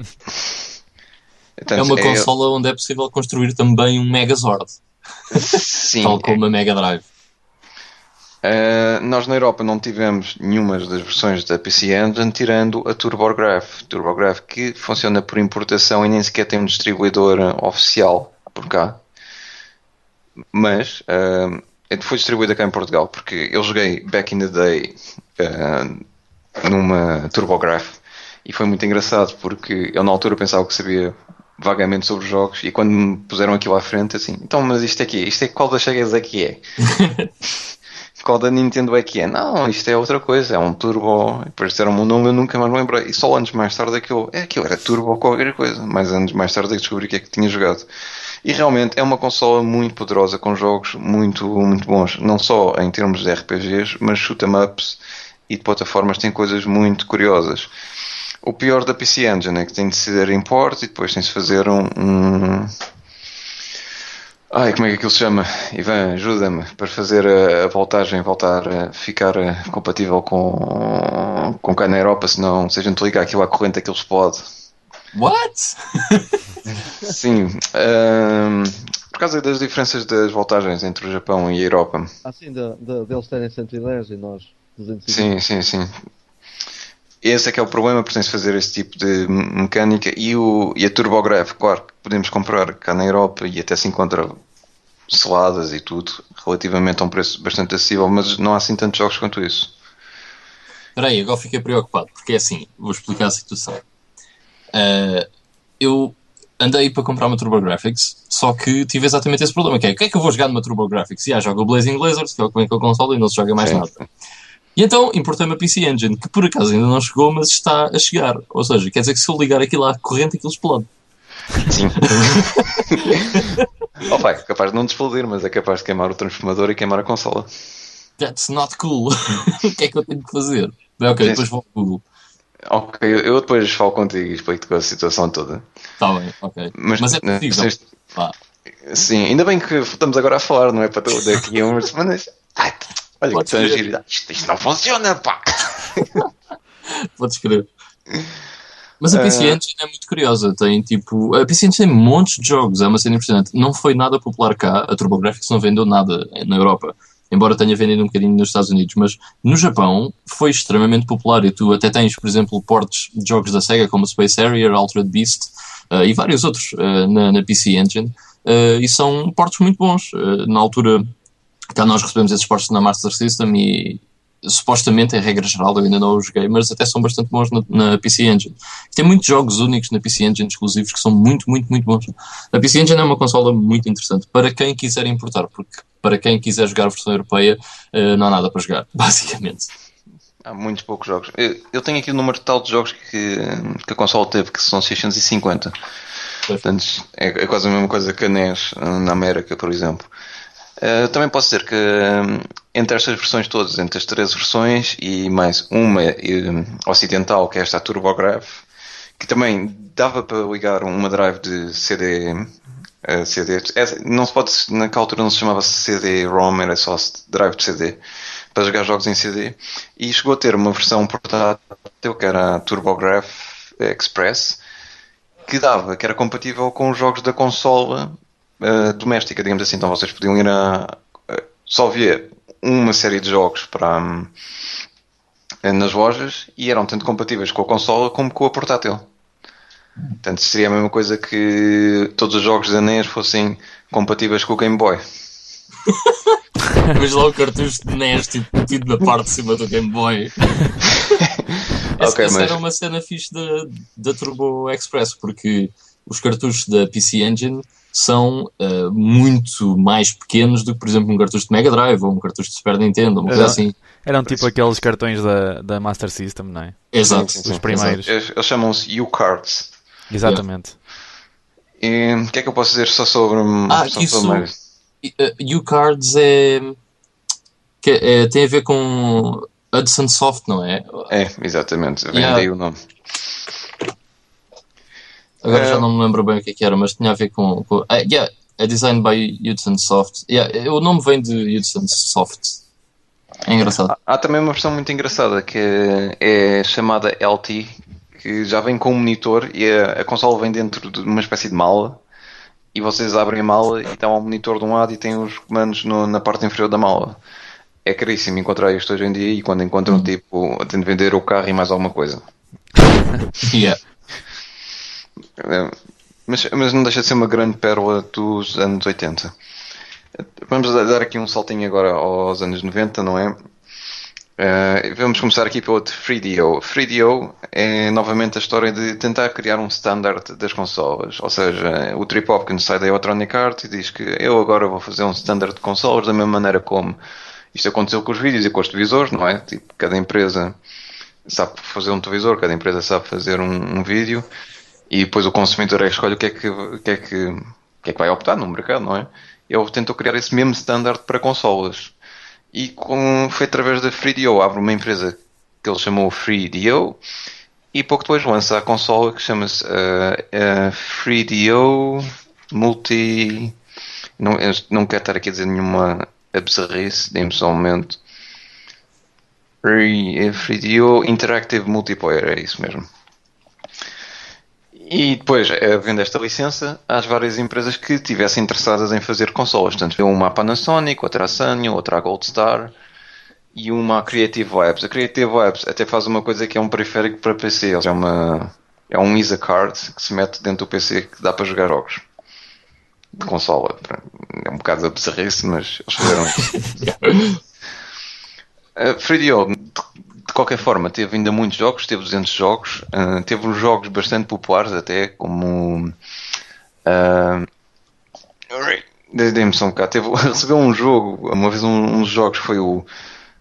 Eu não quero estar aqui a dizer alguma coisa mal. O Stallone tinha feito dois filmes naquele ano, é o Demolition Man. Fez que foi o Demolition Man, ganhou uma série de prémios, a dizer que é um jogo muito interativo, muito popular, muito curioso. É dos melhores jogos para aquilo fazer isto, vocês vão jogar aquilo, é completamente atroz. Mas foi engraçado que eles convocaram o Stallone de propósito para gravar novas falas e gravar novos outtakes para meterem dentro do jogo. Portanto, estão imaginando nesta altura que os filmes interativos eles estavam a aparecer hey man, you're not doing good, coisas assim do género. Mas tirando isso, também teve, por exemplo, o Gex, que é um que depois tornou-se popular na Sega Saturn, não sei se vocês estão bem lembrados. Também teve o Warhammer 4000, Need for Speed, Road Rash. Por exemplo, o port do Need for Speed na 3DO era muito bom. E para uma consola, nessa altura, antes de sair a PS1 e a Saturn, era impressionante realmente, porque estava mesmo a par com o computador e não havia nenhuma consola no mercado que conseguia fazer isso. O único problema que isto tem é o preço, que é muito caro, porque exato. Enquanto Nintendo e a Sega metem o preço abaixo do custo de produção e depois recebem o dinheiro de volta pelo software que vendem, a Panasonic, a Sharp e a Gold Star não queriam fazer jogos, queriam só meter no mercado, então metiam aquilo no mercado a $600. $600 dava para comprar 3 Super Nintendos. Portanto, isto nunca foi assim muito popular. Houve 4 pessoas que compraram e cá na Europa também se tornou um bocado popular, digamos assim, mas nunca descolou da maneira como o Trip Hopkins quis, e então o projeto foi descontinuado poucos anos depois. Ainda durou mais do que a Dreamcast, acho eu. Sim, mas a Dreamcast durou 15 meses. Não é difícil. Estou a dizer. O Dreamcast é sempre aquela coisa, como é que uma console tem jogos tão bons, tem tantos periféricos tão bons e de repente, é uma grande pena nossa, mas pronto, a Sega já estava a perder demasiado dinheiro há demasiado tempo. E agora vamos falar aqui sobre outra grande periférico desta altura, que é o Philips CDI, que é na altura em que a Philips também diz: vamos entrar neste mercado do multimédia e vamos fazer uma coisa que seja meia consola, meio computador. Nem é uma coisa nem é outra. Estão a ver a confusão que isto gerou no mercado. Então, tanto encontrávamos. Falhou nas duas vertentes. É impressionante. Ele tentou fazer. Primeiro eles tentaram fazer. Desculpa lá, está a interromper o teu discurso. Sim, continua. Não, mas é que eles primeiro tentam fazer a vertente interativa, não é? E a vertente de ser uma plataforma que dá para fazer montes de coisas, não é? Portanto, a primeira plataforma multi-uso, digamos assim. E falha nesse aspecto. Depois a Philips tenta fazer com que aquilo seja uma consola, com o lançamento da CDI 450, e falha redondamente outra vez, porque não há jogos de jeito para aquilo. A consola falha em todos os sentidos. É uma coisa mesmo muito engraçada. Tinhas jogos assim tão parvos, não é? Tinhas jogos bons até. Tinhas One Piece Age e coisas assim do género, mas já são reedições de jogos antigos. E depois a seguir tens lá tipo enciclopédia visual, os poemas de não sei quem. E são coisas que não faziam sentido. O público, quando comprava a CD, levava para casa, depois ficava um bocado confuso. O que é que eu vou fazer com isto? E às vozes, e aquilo era um marsupial de conteúdo que ninguém se entendeu, e depois quando chegavam a casa não fazia sentido muitas das coisas que eles tinham lá, não é? Tipo enciclopédias visuais. Vocês não sei se lembram, mas as enciclopédias visuais durante uns anos tornaram-se tipo o próximo grande passo da humanidade. Yeah. Porque agora tem vídeos e tem sons e não podes fazer isso com uma enciclopédia normal, mas Eu lembro da Diciopédia 2001 e a Diciopédia 2002, é espetacular. E o Microsoft Encartia vai ter tudo sobre o mundo. E vocês sabem como é que isto acabou, não acabou muito bem. O que é curioso com o Philips CDI é que eles fizeram imensas versões disto e com imensas séries. A primeira série que eles fizeram teve cerca de 8 sistemas, se não me engano, e a segunda série teve cerca de 8 também. E durante muito tempo, o que é impressionante. Sim, durante muito tempo. Isto começa em 1991 e a segunda série em 94 e só acaba já perto dos anos do final dos anos 90. Portanto, ainda é uma coisa assim, como é que isto durou tanto tempo sendo tão mau? Estavam Pois, mesmo a exatamente. gostar de perder dinheiro. Eu acho que a Philips estava mesmo só naquela, pronto, isto é giro, manda para o mercado. O Philips CDI até acabou por ser só. Havia pessoal que só utilizava em stands, daqueles que vocês sabem quando passam nos centros comerciais e tem aquelas televisões a passar. Olha aqui o nosso produto, limpa tudo, tão bem, não sei bem. Então começou só a ser utilizado nesses stands porque era um leitor de multimédia um bocadinho mais barato do mercado, não é? Então o pessoal metia lá aqueles. Na altura ainda era VCD, lembram-se disso, esse formato. Que hoje parece ridículo, que aquilo só um CDzinho levava 10 minutos ou 20 minutos, não cabia lá mais nada porque os compressores ainda não existiam. Mas era bom para essas apresentações de compra já o nosso produto, olha aqui, já havia uma nova e agora já não há. E depois, por causa disso, tinhas tipo filmes em 3 CDs e coisas desse género. Sim, coisa absurda. Tu tens o Seven Guest, não é? Quantos CDs é que são aquilo? São 2 CDs. Só? São só 2 CDs. Por acaso, até agora quando disseste assim, realmente são só 2 CDs, até estava à espera que fossem mais.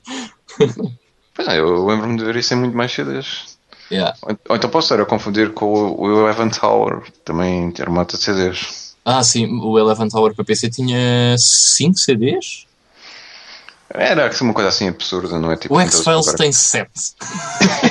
Eu tenho esse aqui, por acaso. É ridículo. Aquilo tu fazias uma coisinha qualquer, cutscene. Depois encontravas um objeto, cutscene. E isso é tipo, o jogo demora muito tempo a passar por causa das cutscenes, porque o jogo em si é pequeno.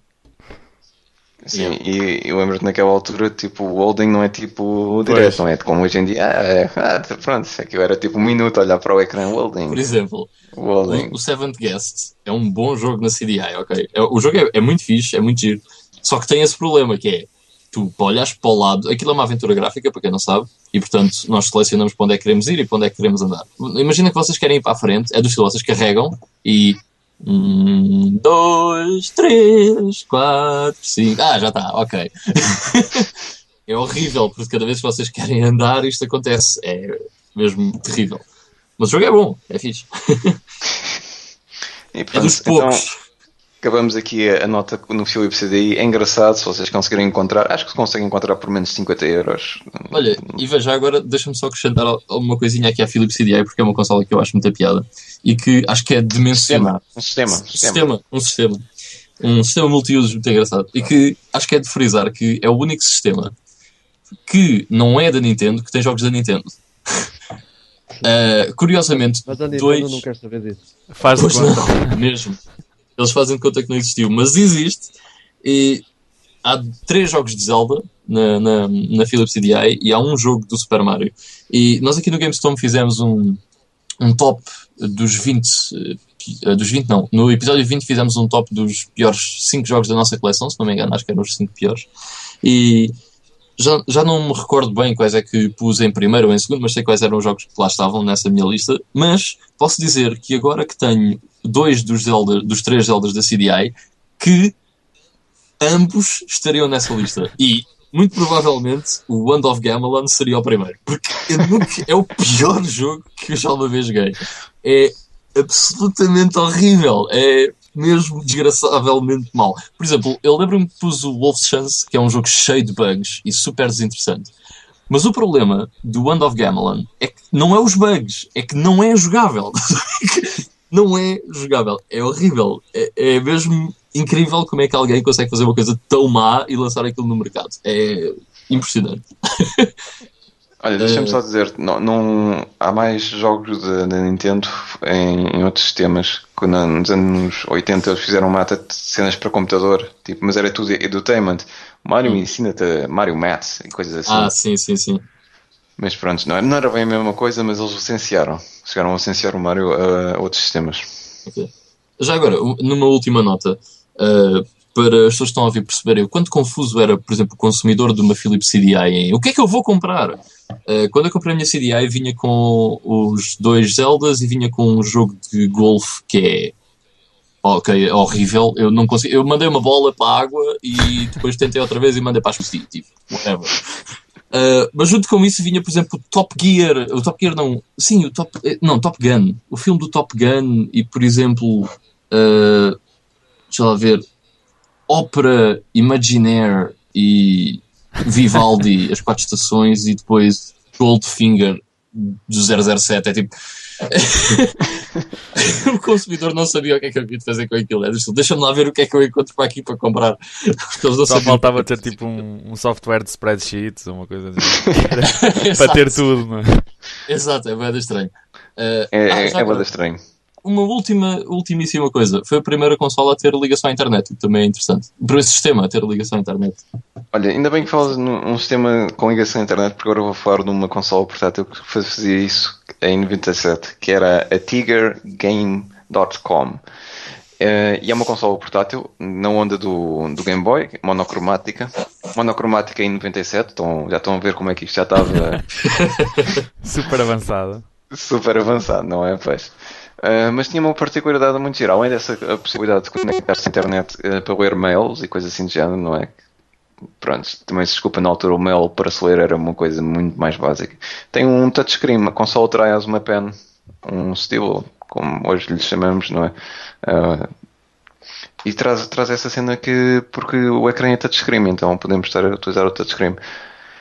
Isto é a única coisa fascinante da consola em si. O resto é uma tourada. Tem alguns jogos que são interessantes, tipo puzzles e coisas assim, porque a consola tem um processador tão lento que só mesmo puzzles é que funciona bem. Os jogos de ação, aquilo mata-se para conseguir andar. Há um port do Resident Evil 2 que é horrível. Exato. Horrível. Mas mesmo assim eles fizeram 2 versões, que fizeram uma em 97 e outra em 98. A primeira Gamescom e a segunda Gamescom Pocket. E entretanto a Tiger era muito conhecida. Não sei se se lembram, a Tiger tinha aqueles videojogos eletrónicos portáteis do Castlevania, do Sonic, do Streets of Rage, coisas assim, não é? Com tecnologia LCD, LCD, para quem não sabe, é como aquela tecnologia dos relógios de pulso. Portanto, permite, em termos gráficos, é mais contornos do que do que outra coisa, aquilo só faz mesmo contornos. E depois eles ainda tentaram fazer uma consola portátil, porque tinham bastante sucesso no segmento e fizeram esta consola que deveria ter saído pelo menos 5 anos antes e não em 97. Escusado será dizer que isto não teve quase sucesso nenhum. Teve cerca de 20 jogos e vendeu 250 mil unidades. E já foi, bué. Mas na América 250 mil unidades não é tipo... É verdade. É tipo um décimo de Manhattan comprou a consola lá. Sim, é coisa assim. E isto são 250 mil unidades worldwide. Portanto, na Europa também se enganaram aqui uns quantos e na América enganaram-se outros quantos. Portanto, não é assim nada de extraordinário. Uma cena curiosa, para além de ter o port do Resident Evil 2, é que houve um port em produção do Castlevania Symphony of the Night para essa consola. Ainda bem que não saiu, porque aposto que era horrível. Mas havia esse protótipo e há imagens desse protótipo em produção para Tiger.com. Ok, agora vamos acabar com esta consola que é mais aberração do que outra coisa qualquer. Vamos falar um bocado a interna questão que dizem sempre: porquê que a Apple não faz uma consola? E a razão é que a Apple já fez uma consola e a coisa não correu bem. E estou a falar, claro, da Apple Pippin. Além do nome extremamente ridículo, não é? Se pode confundir com uma personagem do Senhor dos Anéis.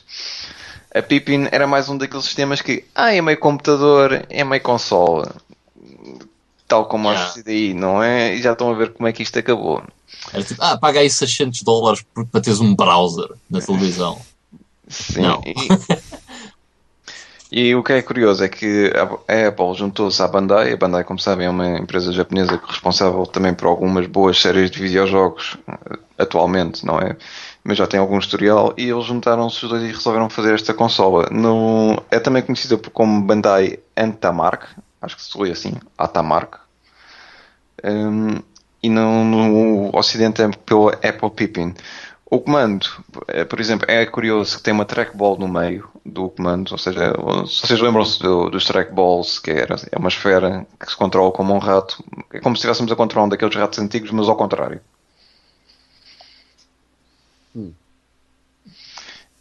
Mas não deixa de ser curioso que teve jogos como o Gundam, Ultraman, e espero bem que consiga dizer isto bem, Nobunaga Ambition Returns, que são considerados 3 dos melhores jogos para a consola ou sistema, se preferirem, 3 dos melhores jogos. Porque a consola só tem 15. Top 10 de jogos Apple Baby. Isso aposto que esses Nobunaga devem ser aqueles jogos de estratégia militar, tipo Romance of the Three Kingdoms, provavelmente. É exatamente isso mesmo. Isso acho que até tem portes noutras consolas a sério, mais conhecidas. Consolas. Só que acho que nunca saiu assim nada no Ocidente. Fica tudo lá pelo Japão. O que é curioso é uma consola com drive de CD, tal como a Philips CDI, por exemplo, e também traz um modem, portanto dá para ligar à internet. E também dá para ser utilizado como leitor de VCD. Este é daqueles que a gente, se vender as rodas do carro, ainda se consegue comprar uma parte da consola. Porque isto é só o mesmo mercado, mesmo nicho, e isto não vendeu quase nada. Aliás, segundo as informações que eu tenho aqui, vendeu cerca de 40 mil unidades. Que se a Gamescom vendeu 250 mil e esta vendeu 40 mil, vem logo a proporção que existe no mercado hoje em dia destas consolas. E agora, para finalizar em grande, ou talvez não, vamos falar sobre a N-Gage. A N-Gage, se vocês recordam, até acho que foi algo popular cá em Portugal. Até foi algo que vendeu bem. Foi quando a Nokia decidiu entrar no mercado dos videojogos com uma consola que fosse um híbrido entre um telemóvel e uma consola de jogos. E mesmo assim, conseguiu convencer a Sega e a Core Design a publicar títulos na consola, como o Sonic, como o Tomb Raider, Puzzle Bubble com outras empresas. Até o Pandemonium. Sim, teve uma versão de FIFA, Super Monkey Ball, Rayman, Pandemonium, Tomb Raider. Sim, Tomb Raider, também já tinha dito. Virtua Tennis. Civilization e o Warhammer 4000. Teve também duas versões. Não sei se recordam disso, mas a primeira versão tinha uma coisa muito arcaica para meter o jogo lá dentro, que era tinha-se de tirar a bateria e depois meter o jogo, e depois meter a bateria e depois voltar a ligar. E se não tivesse um cartão de telefone lá dentro, aquilo não ligava. Diz, Vitor.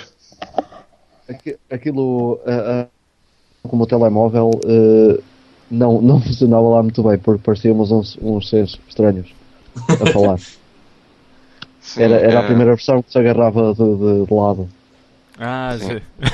Pela parte mais fina, não era? Sim. Que estupidez. Incrível. Mas aquilo ficava tipo uns 5 cm ou 6 cm para fora. Sim, Uma coisa imagina futurista demais. estar com, sei lá, metade de um prato, chegaram para vocês, olha, esta metade do prato agora é um telemóvel, agora vocês peguem nele e façam os vossos fonemas. E nós pensamos, ok, só encostar a face do prato, não é? Mas não, o que a Nokia fez foi, não, vocês têm de pegar nisto de lado. Então andavam na rua a segurar uma coisa enorme ao lado da vossa cabeça. É claro que eles só repararam que isto se calhar não tinha sido tão boa ideia quanto isso, e então lançaram pouco tempo depois uma segunda versão. E essa segunda versão já não tem estes problemas de andar agarrado do lado, já se pode colocar o telemóvel na face, diretamente na face, antes não tinha essa problemática, já não precisávamos tirar a bateria para meter os jogos. Mas já vem muito tarde e ninguém acreditou muito no conceito. Mesmo assim, foi uma coisa que ainda vendeu cerca de 2 milhões de unidades e teve 55 jogos. Nada mal. Pois, porque além disso ainda tinha os outros jogos, além dos jogos próprios para o N-Gage. A Nokia sempre teve uma biblioteca enorme para o sistema Symbian. Eu espero não estar a dizer nenhuma barbaridade, mas eu acho que há um Metal Slug, se eu não me engano, para N-Gage. Não faço ideia. Eu também não sei. Há alguns jogos de N-Gage, por acaso não sei sobre o Metal Slug, mas há alguns jogos de N-Gage, não sei quantos é que são, não são muitos, mas são muito raros porque só se podia, foi numa altura em que a N-Gage morreu, mas os jogos estavam feitos e então só se podia encomendar do site da Nokia nos Estados Unidos, e então esses são um bocadinho difíceis de arranjar. Uhum. É assim, os que aparecem ainda mais vezes é o Tomb Raider, é o Sonic, é o FIFA. Uhum. São aqueles que são assim mais comuns de encontrar para esta consola. Não são maus jogos, nem se controla mal. Diz? O Motor Racer é outro título que se vê muito por cá. Eu acho que isto em Portugal ainda teve algum sucesso. Eu conheci algumas pessoas que tiveram um N-Gage, onde 3, 4 pessoas. Eu também conheço pelo menos 3 pessoas que tiveram N-Gage. Acho que ainda foi algo popular. Eu tive os dois modelos e gostava bem daquilo. E fazias telefonemas lá? Pouco. metia em alta voz e dizia, eu tenho o escutador estragado, tenho que falar assim. E sempre precisavas fazer um telefonema. Olha, tenho de ir à casa de banho, já volto. Sim. E pronto, e aqui acabamos a nossa viagem por estes temas obscuros da história dos videojogos. Não dá para falarmos tudo e mais alguma coisa, nem tocamos assim minimamente na história dos videojogos, não é? Falamos só assim algumas coisas, uns exemplos mais curiosos e significativos. Há muita mais coisa para trás e há muita coisa por falar. E há muitos temas também que são ainda mais curiosos que estes, mas estes, pronto, são aqueles que a gente ainda, se tiverem curiosidade, ainda é fácil de arranjar emuladores ou mesmo o sistema em si, para desfrutar de algum dos jogos que tornam estes sistemas populares até hoje. Se calhar, acho que devíamos fazer outro episódio com ainda mais obscuro. Daqueles que ninguém ouviu falar. Sim, falámos da VTech Creative Vision, qualquer coisa assim parecida. Deixa lá ver, o Enterprise, o Sam Coupé, coisas assim mesmo que ninguém deve conhecer assim tão bem quanto isso, e parece que eu estou a falar com uma língua estrangeira qualquer. Mas foram sistemas que foram feitos um dia. A Tiger tinha o R-Zone, o Warzone, que era patético. Sim, por Quando se exemplo. metia a fita na cabeça Muito estúpido. Sim,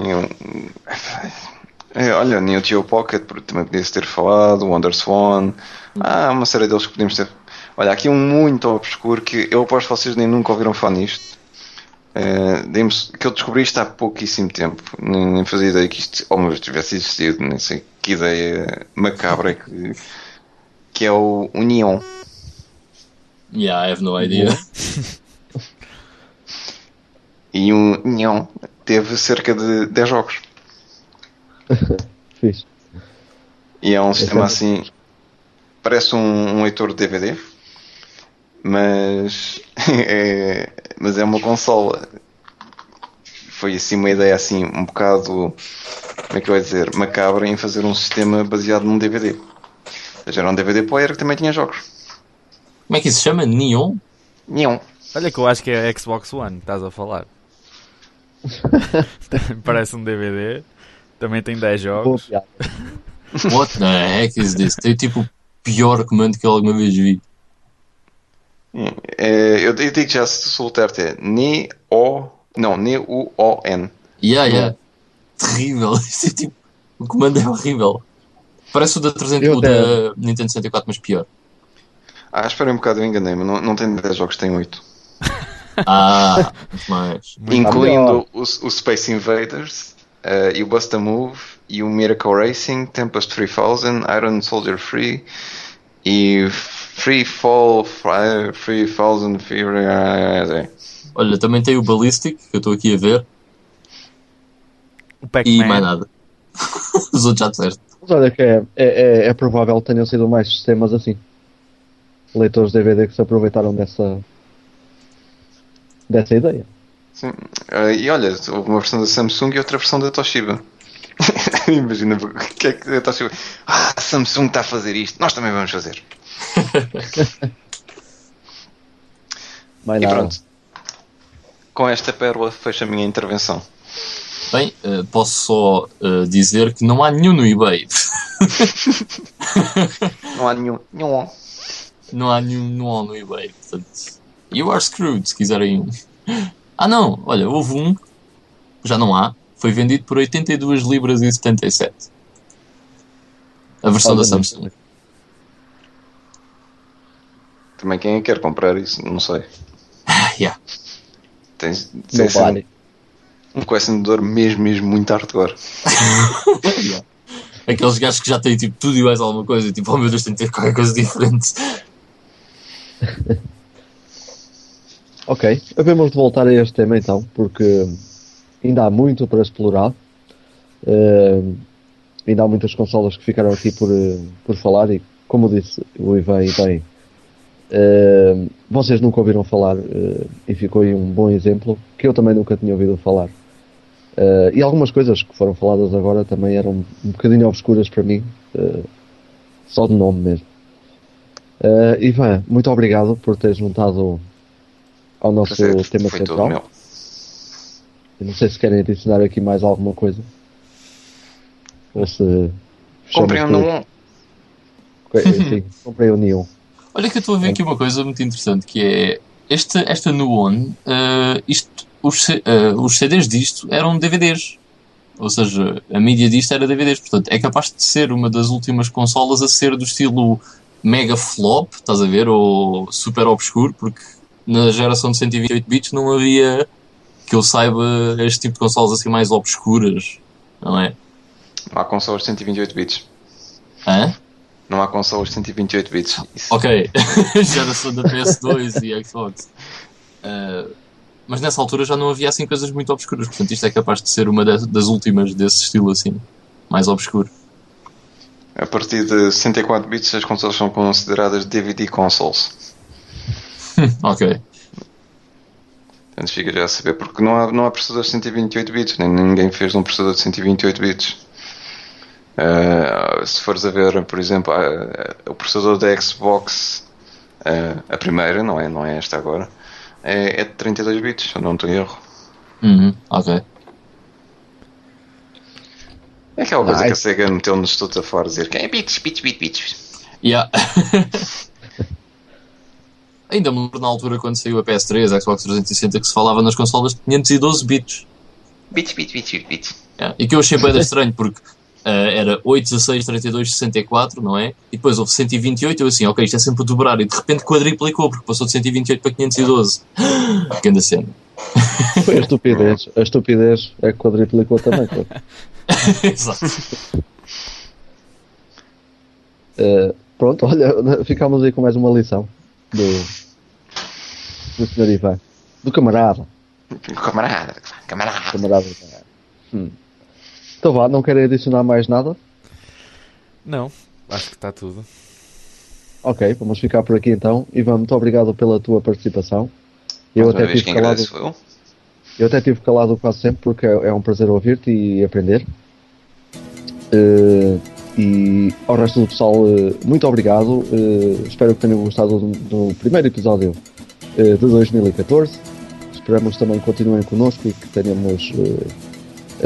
não queremos ter aquele sucesso todo do mundo, mas queremos que tenham apenas prazer em ouvir-nos e que se sintam em casa, digamos assim. Um abraço. Tchau, pessoal, fiquem bem. Bye bye.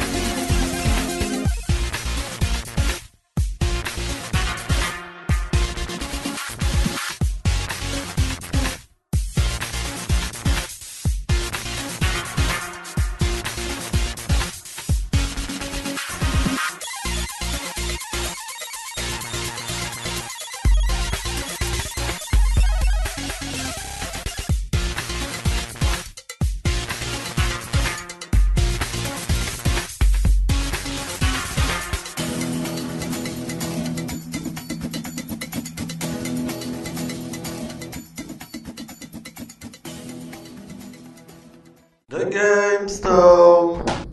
Encontre-nos em Facebook/The GameStone, no nosso canal de YouTube e agora no universo Push Start. Visitem o site em www.revistapushstart.com, leiam as últimas e descarreguem gratuitamente a revista digital.